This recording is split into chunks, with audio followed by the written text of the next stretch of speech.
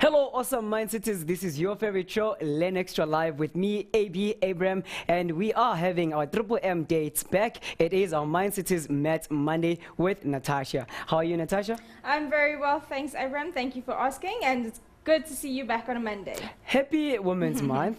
Thank you, thank you. I hope you also enjoyed your Women's Day. I did, and it wasn't a good restful day, but it was still good. It was a long weekend, though. I hope it was long enough for you to rest. No, absolutely not. I think our long weekends should be much longer. Oh, I'll ask the Mindsetters about that, because to me, I felt like, you know what, it is just too much. I need to come back to work and do what I love. But otherwise, what are we doing today? All right, well, grade 10s, today we're looking at statistics. Specifically, we're going to cover measures of central tendency, and we're also going to look at measures of dispersion. I like that. Now, let me tell you, Mindsetters, we have 4 exciting things that you need to know. One is that you can chat with me over Facebook. Our Facebook page is facebook.com/LearnExtra. Like the page. We're currently having about 49,954 likes. So join us and be that 66 for us to have 50,000. And if you don't know about anything, what Mindset has to do, go over Facebook. We'll tell you what's happening even during the show. If you have any questions, feel free to go over Facebook, like us, and if you have liked us, comment and help other Mindsetters. Secondly, you can join us on Twitter, follow us at LearnExtra, and then thirdly, you can download your notes for today's show just for free on learnextra.co.za/live. And the last thing that you need to do, we are on Curio, whereby you can visit Curio on curio.co.za or via your Mixit, and then your code for today's show is M10. Take the assessment and let's see if you understand anything, because at the end, Natasha will be helping you on some of the questions that are on Curio that are giving you some troubles. But for now, enough about talking. Natasha, take it away. All right, thank you, Abram. All right, guys, so as I said in the beginning, we're looking at measures of central tendency, and we're looking at measures of dispersion within statistics. Like Abram was mentioning about the Curio question, one of those questions we will be looking at in today's lesson. So if you have any problems, obviously you can follow through with us during the lesson and let us know where you struggled and where you still need a little bit more help. Okay, so first we're going to go over the definition of what is a measure of central tendency. I'm sure that most of you would have come across this term by now doing statistics in grade 10. So what is a measure of central tendency? Well, basically, it just tells you what a typical value in a set of data is going to be. Okay, so let's formalize our definition. A measure of central tendency is a value that represents a typical item in a set of data. All right, we have different measures of central tendency. The first one we'll look at is a mean. And a mean, another word we use for mean is average. Okay, your mean or your average is equal to the sum of all the values in the data set divided by the total number of values. We also represent the mean as x bar. Okay, so you'll also see it being represented like that. And we say it's the sum of all the values in the data set divided by the total number of items. So you might come across the mean written in this way, and that's basically what it means. We're taking the sum of all the values, dividing by the total number of values. Okay, so that's the first measure of central tendency. The next one we're going to look at is the median. We also represent the median with the letter M, capital M. And the median is basically the middle value of a data set. So it's the number that's exactly midway. So if I had to sort of draw a picture for you, it's the one that's exactly midway between your set of data. Okay, but in order for you to work out the mean, you need to have an ordered data set. If there's an even number of values, okay, so if you have, for example, say you have 12 values in this data set, then your median is going to be in the middle of the middle 2 numbers. So what that means is if you've got 12 numbers in your data set, obviously a half of 12 is 6. Okay? But when you order your data, you're not going to be able to get 6 numbers on one side and 6 numbers on the other side. You're going to have 2 central values. So what you would do is you take those 2 numbers, you add them together and divide by 2 to give you your median. But we'll look at an example and that will make more sense. Okay? The mode that is the value that occurs most often. Okay. When you have more than one mode, we call, so if you have two modes, then your data is said to be bimodal. All right. Let's quickly look at some of the advantages and disadvantages of the different mean, medians, and modes. So the mean, the good thing about the mean is that it is very easy to calculate, and we use every single value. So every value is used. But because of this, because we're using every single value, it means that your mean is sometimes not an accurate reflection because it is influenced by outliers. Now, what is an outlier? An outlier is really just a value that's either very, very small in your data set or very, very large. So for example, if you think about a class test, okay, there'll be some people getting maybe 20%, but then there's other people getting 90% in the same test. So those we would call outliers. And then everyone else is somewhere in between those. Okay, so your mean is affected quite significantly by rather small values and rather big values. Okay, so that's the disadvantage about the mean.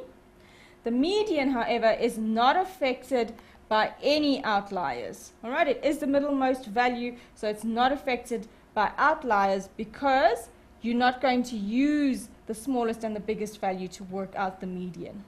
All right? The mode is very useful to work out the most popular value. So for example, if you were doing a survey, and we're talking about non-numerical data now, so if you were doing a survey and you wanted to know what is the most popular drink that someone drinks, you know, or what is the most popular drink in your school, okay, that's when a mode will be useful. Okay, it can be used for non-numerical, as I just said, and obviously, very, very importantly, it does not occur if there are no repetitions. So if every single one in your school likes a different product, all right, there's no repetition, so not all of you like, you know, the orange cool drink or whatever it is, then you can't use the mode. Okay, so it works better when you have, well, it only works if you have repetitions. Okay, we're going to look at the different types of data. The one you get is the quantitative data, which is really what we'll be using. And this is all the numerical data that can either be counted or measured. Okay, so your quantitative data divided into two parts. You can either count it or measure it. Okay? We call quantitative data that is obtained by counting, very, very important. If you're counting your data, we call that discrete data. And, for example, if we look at the number of pupils in the school bus in the morning, so anything that has a discrete value, so an individual number, that you would call quantitative data. Sorry, not quantitative, you'll call that discrete data, and it falls under the subheading of quantitative data. All right, another way we can we define quantitative data is by measuring, all right, and then we call that continuous data. Okay, so for example, if you look at measuring the height of someone, it's something like maybe 1,56 meters. Okay, so you can see that 5,6 is a decimal point, it's not a discrete value, so therefore you have to measure to get that height, so that will be a continuous kind of data. So just to recap, quantitative data is divided into two parts. It's either going to be discrete, which means you can actually count it. So for example, the number of people in your class, all right? And then you also get continuous data, which you actually have to measure. Okay, so for example, if you're looking at the height of people in your school. Okay. All right, so those are the terminologies that you guys need to remember for today's lesson. Okay, and we're going to quickly go on to our first example. So here we're given the following results for a class test, and the test is out of 20 marks. Okay, they want us to calculate the measures of central tendency, the mode, the mean, and the median. Okay guys, so what's very, very important when you have, this is discrete data. As you can see, everything has individual or discrete numbers. Okay, it's integer values. When you have a set of discrete data and you need to work out your measures of central tendency, You need to make sure that your data is ordered. Ordered means you're going from smallest to biggest. So you're going in ascending order. Okay. So what we've done here is we've got a set of data that's ordered. It's got 10, 11, 11, 12, 12, 12, 14, 16, 17, 18, 19, 20, so on. So first question, let's find the mode. All right. Now remember, your mode, that's the value that occurs most frequently. So it's most often. Okay, so now when you've got a nice ordered set of data, you can simply look at the data and then see what your mode is going to be. Now, if we look at our data, we see that we've got 3 sets of 12, or 3 counts of 12. 3 people got marks of 12 out of 20. And then we also see 3 people got marks out of 14. If we go further into the data, we see that 2 people got 18 out of 20. And 2 people got 11 out of 20.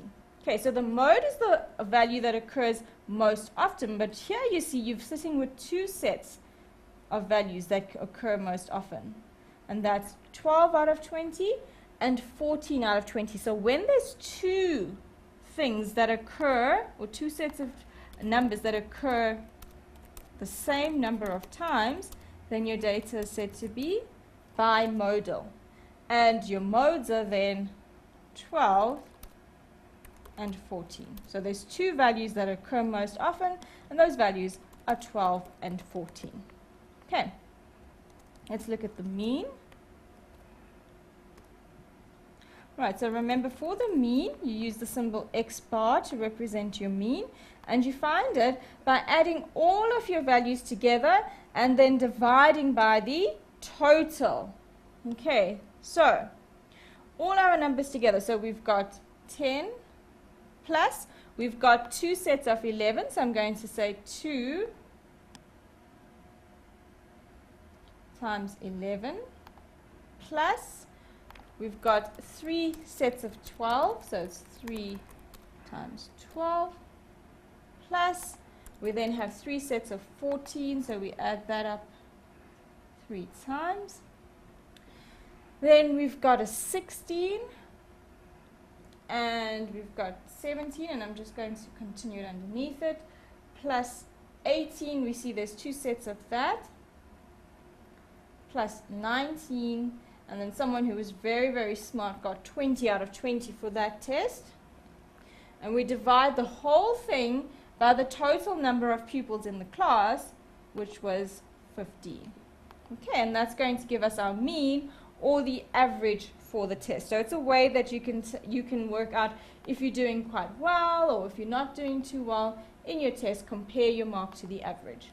Okay, so let's do that. So we've got 10 plus 2 times 11 plus 3 times 12 plus 3 times 14 plus 16 plus 17 plus 2 lots of 18 plus 19 and then plus 20. We get that total value. We divide that by 15 and we see that our average is 14,5. Okay, so 14.5 was the average mark for that test. Okay, obviously if you did better than 14.5, you were above average in this test. Okay, next I ask you to work out the median. Now remember the median, all right, let's just get that back up there. The median is the middlemost value. So it divides your data into 2 equal halves. So what sits right in the middle? In this case, because we're dealing with 15 numbers, okay? Now if you've got 15 numbers, it means that there will be an exact midpoint. All we do is we count how many numbers to the left, how many numbers to the right. So for example, we go 1, 2, 3, 4, 5, 6, 7. All right, and then we want something, we will need to have a middlemost number, so there needs to be 7 numbers after that. 1, 2, 3, 4, 5, 6, 7. So there we go. We divided the data into 2 equal halves. All right. And so our median sits right in between those two equal halves. All right, so therefore your median that divided your set into two halves, your median was 14.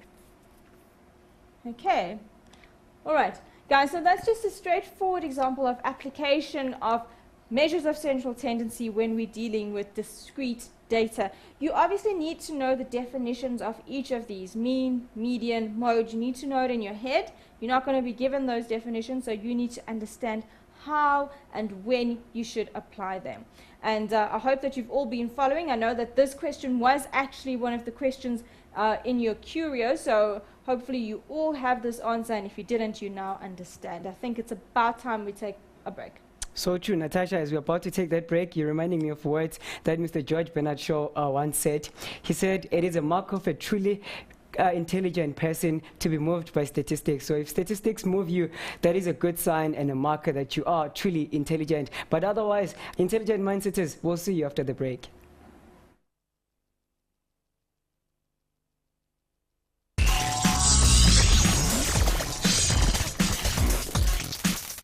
Welcome back, Mindsetters. Hope you are all chilled up, relaxed, and having your cell phones next to you, calculators, and of course your notes on hand. If you don't have your notes, make sure that you visit our Facebook page for the link. Otherwise, go to learnextra.co.za/live. And welcome to all the Mindsetters that have joined us.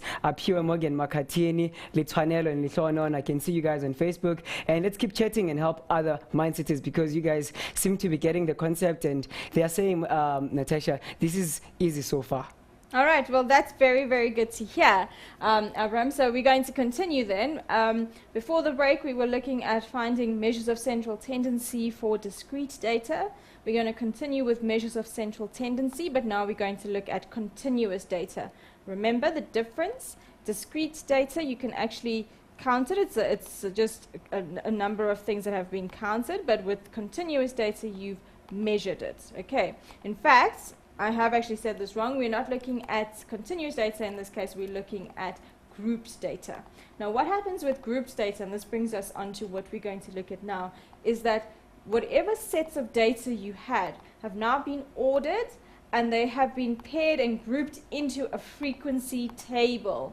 Now, remember, a frequency table is set up so that you get the frequencies on one side of the table, and then you get your inequalities or your intervals on the other side of the table. So if you have a look at your table now, we'll see in question 2, we are given that the mass in kilograms of 16 bodybuilders is shown. So in fact, if we're talking about mass, it is in fact continuous data, because remember, if you're measuring your weight, you can be, for example, 50,2 kg. So therefore you are measuring, so therefore we're looking at mass. It is continuous data. It's continuous data that has been grouped into a frequency table. Okay, in your frequency table, the one side of the table will give you your interval. The other side of the table will give you your frequency. All right. But one thing you need to remember when you're dealing with a frequency table that has been grouped like this, when you're working out the mean, the median, and then later on the mode, you can only work out estimated values. Now guys, the reason for this is, remember, if you're going to take values and you're going to group them, all right, so if you look, for example, at the interval, x is where x is the weight, is less than equal to 155 kgs, but greater than 150 kgs, we've obviously lost some values in that interval. So we don't know if the person was 151,5 or if they were 151. We've lost discrete values. So that means that we're only working out an estimated mean and an estimated median. So we're saying which interval does it lie in, we look at the frequencies, and then we work out each of the different measures of central tendency. All right, so let's have a look at how we're going to do this question. Okay, so the first one, we need to work out the estimated mean. Okay, as I said, estimated because we have now grouped this table together. So, in order to work out your mean with grouped data, all right, remember this table is your frequency. If you add all these numbers up, it will give you your total frequency. So 3 plus 4 is 7, 7 plus 7 is 14, 14 plus 2 is 16. Okay, it should obviously add up to the number of bodybuilders. Okay, because they told us there were 16 bodybuilders. So that frequency will give you your total number of bodybuilders. Okay? When we're working out the mean for a grouped set of data, we need to work out, and I'm going to try and add it on this table. We need to work out, okay, and if I can't get it in here nicely, then I'm going to have to go below and try and redraw this table, but let's try. Okay, so I'm just going to include another little section to this table. All right, and I'm going to have 2 columns here. Okay, and we'll go across each of them. So why do we need this? Because we're dealing with frequencies, we need to work out the midpoint of each of these intervals. So I'm going to call the midpoint x, and then we work out the frequency times by your midpoint. Okay, and this is how you work out your mean, your estimated mean for a group set of data. Your mean, x bar, is equal to the sum of the frequencies times the midpoint of the intervals divided by n. Okay, so you see it's slightly different from your discrete data where we just said it's the sum of all the values divided by n. Here we've got to actually take the frequency, times it by the midpoint x, and then, in fact this should be a big X, and then we divide the whole thing by n. Right, so the first thing we need to work out is the midpoints of each of these intervals. Okay, very simple to work out the midpoints. All we do is we take our 2 end values, add them together, and then divide by 2. So we add those values together, 150 plus 155, divide by 2. 155 plus 160, divide by 2, and so on and so on and so on. Okay, that will give us the midpoint of each of those intervals. Okay, so let's call up our calculator and let's get cracking. All right. So, the first one, we've got 150 plus 155, and we're going to divide that by 2. So our first interval, our first midpoint is 152,5. So that's what we put in the midpoint column. Okay, so 152,5 is our first midpoint. We then go to the next one. It's 155 plus 160. And yes, guys, you do have to show out all of these workings. You get marks for this. So just working it on your calculator, because your calculator obviously can work out the midpoints and all of that for you, but you need to show all of your workings. So this one was 157,5. Okay. The next one, we've got 160 plus 165 divided by 2. And here you've got 162,5. And then in the last one, we're going to take 165, add 170, and then divide that by 2. So we get 167,5. All right, once you've got all of the midpoints, you now need to times the frequency by that midpoint, and then we're going to add that all together. All right. So the first, we'll start from the bottom and go up. So we've got 167,5, and our frequency for that last midpoint, our frequency was 2. So we're going to say 167,5 times 2, and we get 335. Okay, so we're going up, remember. The next frequency is 7, so we're going to say 7 times 162.5, and that gives us 1,137,5. So it's 1137,5. Right, and you just go up the table doing exactly the same thing for each of them. The next one, it was 157,5 times by 4. and that gives us 630. And then the first one, 152,5, and we times that by 3. We get an answer of 457,5. All right, once you've got this column, your frequency times your midpoint, you now need to add all of these values together and divide it by n to work out your median. Okay, so it's going to be 457,5 plus 630 plus 1137.5 plus 335 divided by the total, which was 16. Okay. Right, let's do that. Okay, so it's 457.5 plus 630 plus 1137.5 plus, what's the last one we've got there? 335. All right, get that total, divide that by 16. So 160, see, we've already got an equal sign.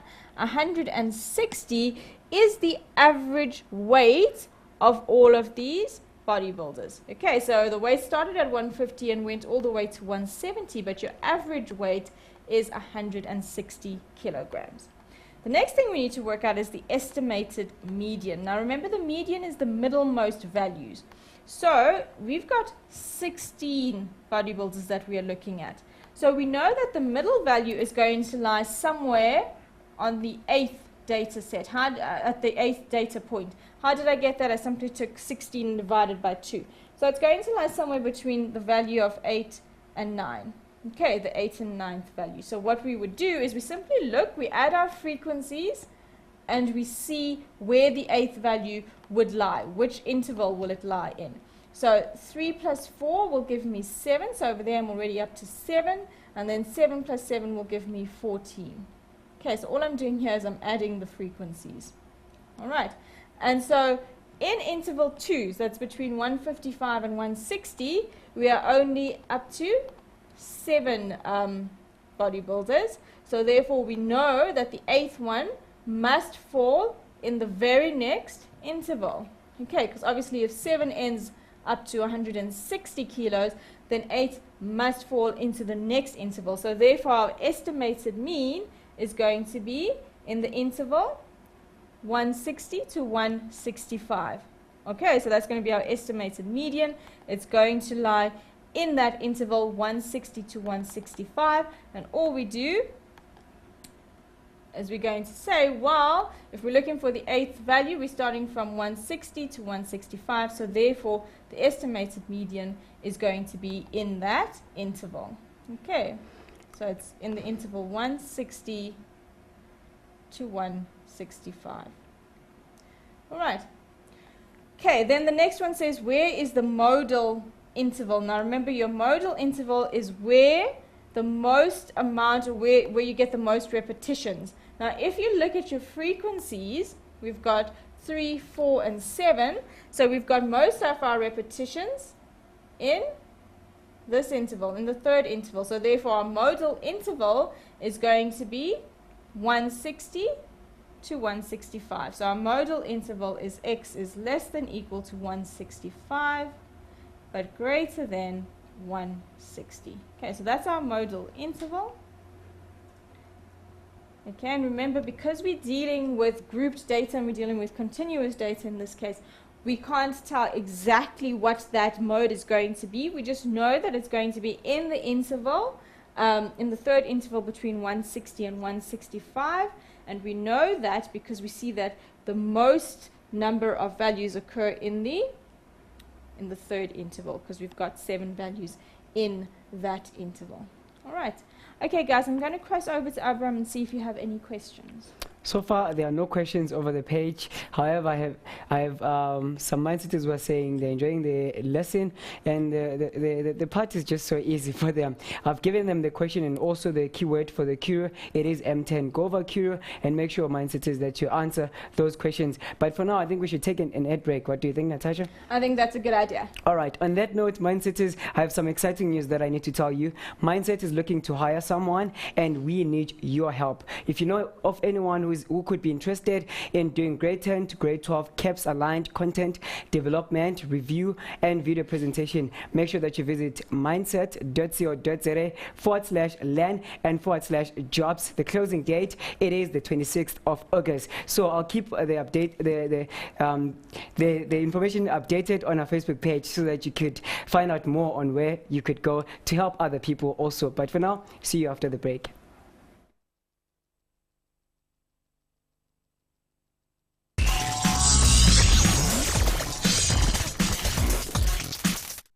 Welcome back, Mindsetters. Now taking a look over Facebook. Remember, you can like our page and tell your friends to like our page if you have liked the page. It is facebook.com/learn extra with an XTRA without any E. Now, let me take a question from our Facebook page and let Natasha help. Libya Lisohonono Jomo. He says, why do we divide the mass by 2? All right. Okay, guys, so remember here we're dealing with grouped data. Okay, so it's not the same as where we just had our discrete values and we could just add all the values together and divide by the total number to work out our mean. Here we were working with the estimated mean because we were working with the midpoint of each of our class intervals.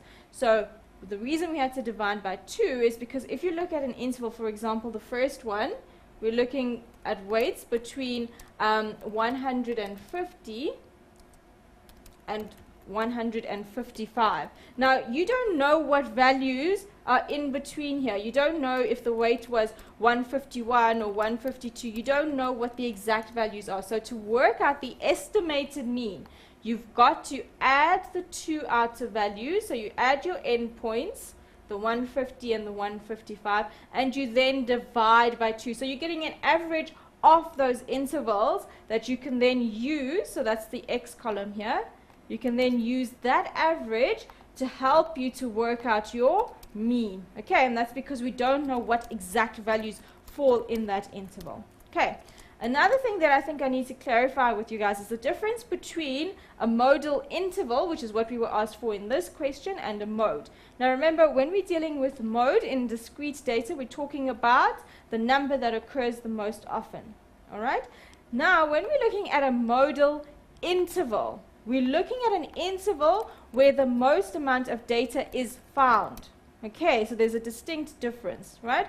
We're looking at an interval where the most amount of data is found, and we see that in our table, all right, if you look at the first interval, we've only got 3 sets of data coming through from there. In the second interval, we've got 4 sets of data. In the third interval, we've got 7 sets of data. So therefore, our modal interval was X is between 165 and 160. All right. Okay, so remember that. Okay, there's a big difference between modal interval and working out your exact mode which occurs the most often. Okay. All right. Hopefully all of that has been cleared up and clarified. All right. So let's move on to the next section very quickly.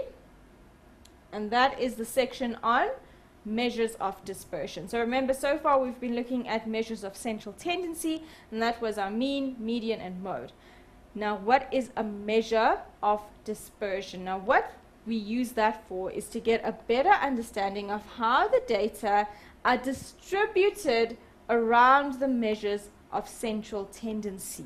Okay, so we need to work out how spread out the data is. Is it all grouped together, like nice and neatly, like, for example, if you're looking at class marks, is everyone getting around 50%? Or are there some people getting 80s and 70s and then the rest of the class are way down getting 20s?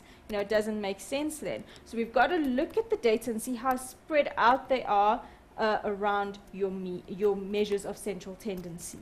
Okay. So we need to use measures of spread, and we call these measures of dispersion. Okay.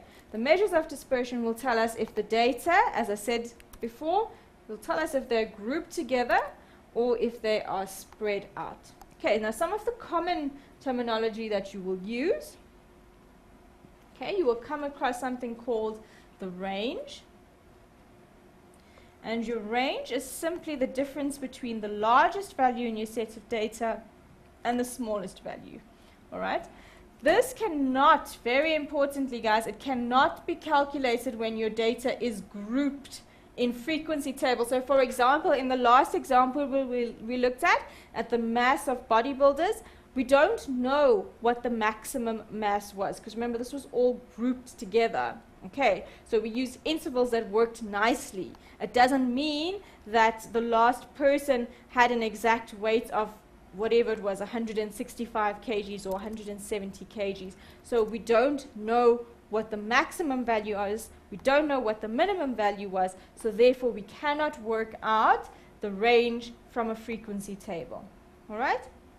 The range is also affected by outliers. So if you've got some very big value, some very small value, that's going to distort your range. Okay. Another measure of dispersion that we use is called quartiles. All right. Now, how this all links in is, remember, your median divides your data. Remember, if it's an ordered set of data, your median is the middlemost value. Okay, and what it does is it divides the set of data into two equal parts. So two equal parts, all right? Now what that means is about 1/2 of the data is less than the median, and 1/2 of the data is greater than the median. Okay. It is, however, possible to further divide this data into 4 equal parts. So remember, your median's dividing it into 2 equal parts. We can now divide it into 4 equal parts using the quartiles. All right? The symbol we use to represent quartiles, Q1. Okay? Q1, that's also our, we call it Q25, which is our lower quartile, which means 25% of your data. So this is Q1. And it tells you that this is the 25% mark, basically. So it tells you that 25% of your data is less than whatever your lower quartile value is there. All right. You then get Q2, which is the same as your median. Okay. And then you get an upper quartile. Now, the upper quartile is the value. Right, our number line's looking a bit off, but the biggest value is the one that's right at the end here. Okay, so that's our biggest value.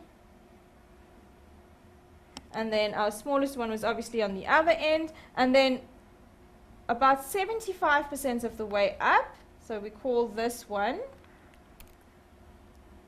Q3. Okay, and Q3 is the upper quartile. All right, and it tells you that 75% of your data is less than that specific number. Okay, so when you're working out your quartiles, you'll get some number as your Q3 or your 75th quartile, and 75% of data will be less than or equal to whatever value we've worked out for Q3. All right, that will make more sense when we're looking at an example. Okay, so let's just go over it again, because this number line is, some things are out of place on this number line. You have your median, which divides your set of data into 2 equal pieces, right? Then you get the lower portion, and you get the upper portion, all right? Within the lower portion of numbers, you can do a further subdivision, okay, into 25%. So you can say 25%, which is your lower quartile, of whatever you're looking at lies below this certain value. Okay, so you take your lower half, divide that in half. All right? Then when you look at your upper quartile, you're basically taking the upper half of your set of data and you're dividing that into a further a half. So then you can say 75% of data lies below a specific value. All right, but it's going to make more sense when we look at an example. All right, so we are given that these are the marks in percentage form for a group of learners. Okay, We are then asked if the data is discrete or continuous. Now remember, with discrete data can be counted, and continuous data is measured. So therefore here we can count, so therefore the data is discrete. Okay, first part answered, easy. Right, let's look at the next part. They say, find the median, the lower and upper quartiles, and the interquartile range, which is a term that we haven't seen yet, but I will discuss that when we get to it. Guys, before you even attempt any of part B, you need to rearrange this set of data. We need to order it. Okay, so we need to take that set of data and we need to order it before we can answer the questions about the median, the lower and the upper quartiles, and the interquartile range. You have to have an ordered set of data in order to work that out. So what I've done in the break is I've already reordered that set of data. Because remember here we're dealing with the marks in percentage form for a group of learners. It's quite a lot of marks there, so I've just reordered it. Okay, and this is what we get. Okay. Let's have a look at how many values we are looking at here. So I've reordered it from smallest to biggest. Okay, so we're starting at 55, and someone got 100%, so that's our highest mark. Okay, let's see how many numbers we've got in this set of data. So we've got 1, 2, 3, 4, 5, 6, 7, 8, 9, 10, 11, 12, 13, 14, 15, 16, 17, 18, 19, 20, 21, 22, 23, 24, 25, 26, 27, 28, 29, 30, 31, 32, 33, 34. Guys, I wanted to show you an example like this to show you that they're not always going to tell you, look, there's 34 learners in the class. How are you going to work it out? Easy. You just count how many numbers or how many marks you've got and how much they've given you. So therefore here we're dealing with 34 learners. Okay. Now that the data is ordered, let's look at the first part of the question, right? They say, find the median. Now remember, your median is the middle most, or the middle, exactly in the middle of all the data. We're dealing with an even number of points. Okay, there are 34 learners. So therefore, we're not going to be able to say 34 divided by 2 is 17, and then the 17th value is going to give us our middle number. No.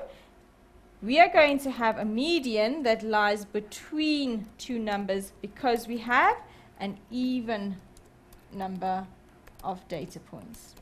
Okay. So, let's count. We've got 34 altogether. 17 is a good starting point, okay, to find the middle value. So 34 divided by 2 is 17, all right? We know we've got 1, 2, 3, 4, 5, 6, 7, 8, 9, 10, 11, 12, 13, 14, 15, 16, 17. So we're looking at that being the exact 17th point, all right? It's not going to be the middlemost number, and this is why. If you count everything below there, you've got 16 values. But if we count above it, 1, 2, 3, 4, 5, 6, 7, 8, 9, 10, 11, 12, 13, 14, 15, 16, 17. You see we've got one more above that middle value of 75. So therefore, our median is going to lie between position 17 and 18.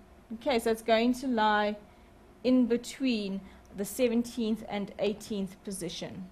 Okay, so I want to find out what that middlemost value is. So I take the 75, add it to the 75, divide by 2. In this case, it's easy because we're still going to get 75. So therefore, the median is going to be 75. Okay, if there were happen to be two different values, so if it wasn't 75 and 75, you'd still do the same thing. Take the two numbers, divide by 2, and see what your middlemost value is. All right, so 75 is the median. Now what that means is that half of the values lie below 75 and the other half lie above 75.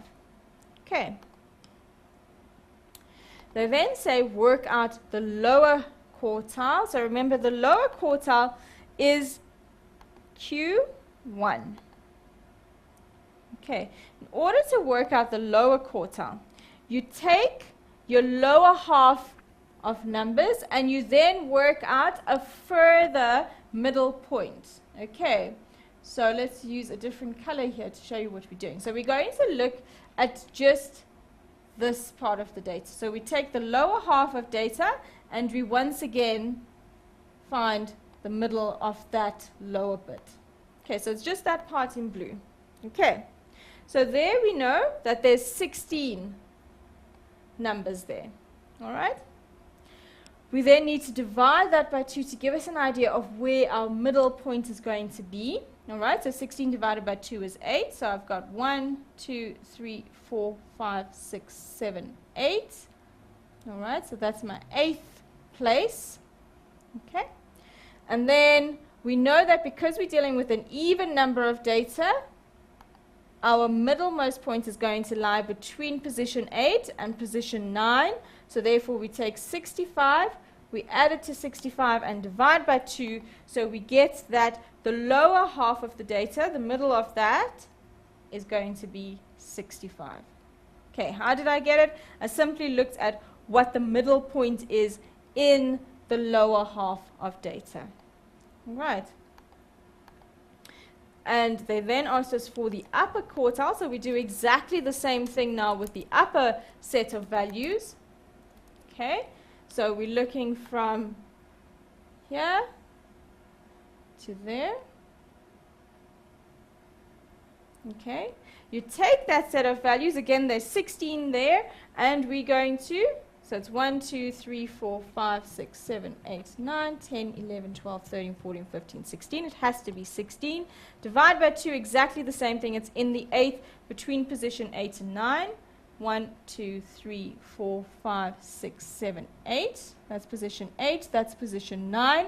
Take those two values, add them, divide by 2, and you get your upper quartile is 85. Okay, guys, before we go into the rest part of it, I just want to explain to you what these numbers tell you. So we've worked out the lower quartile is 65, all right?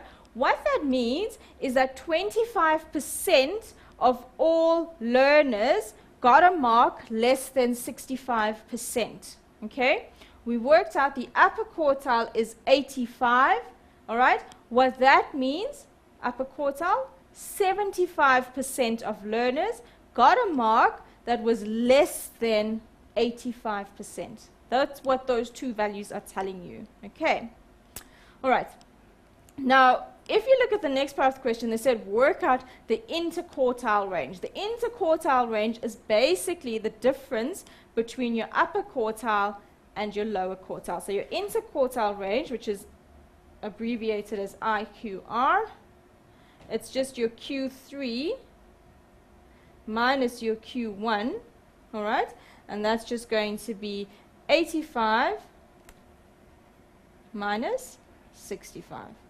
So that's going to be a difference of 20. So your interquartile range is 20. We've got our upper quartile, our lower quartiles. We've got our medians, and this is how you can use your ordered set of data to work out all of those values. I think that we are running out of time, so I don't want to go on to another question until I cross over to you, Abraham. All right, quickly. So, how did you get on question 2 your estimated median?